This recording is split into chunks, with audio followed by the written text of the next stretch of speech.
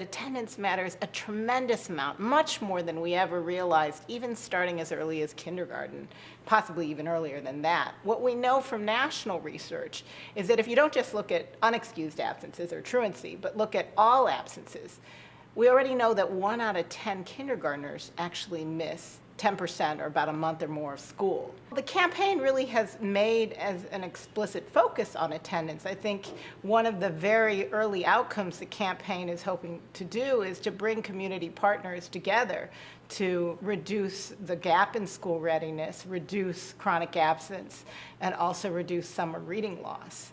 And that is something that communities, not just schools, but communities and schools and families working together can achieve. The only way we're going to address this issue is if we make it part of a national priority. And so this helps to put the issue of attendance within the context of larger federal, state, and policy changes. Education in this country is very locally driven, so you have to have at the local level wonderful examples of how you can make a difference. There are already some amazing examples. Baltimore, for example, has been able to have its chronic absence levels in middle school.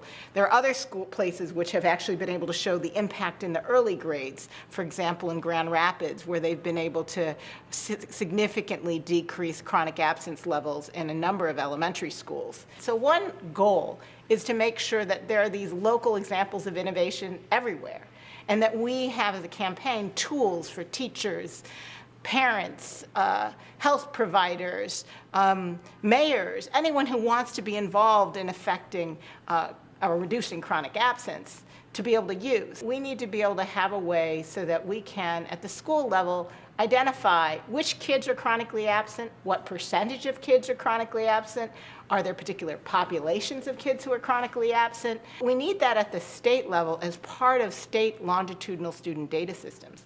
But then the other thing is, once you have the data, we have to put in place some more incentives for people to use it. I think success will look like every school in the United States understanding what chronic absence is, why it matters for school success, and using that information to monitor on a regular basis which kids are chronically absent, and then use data on the patterns of chronic absence by classroom, by grade, by neighborhood, by subpopulation, to identify what are the biggest barriers to attendance if it's a problem, and partner with community agencies so they can get kids to school every day and help their families get kids to school. And use that information as well to really build a culture of attendance, starting in pre-K, helping families to understand that attendance every day matters for their child's long-term success.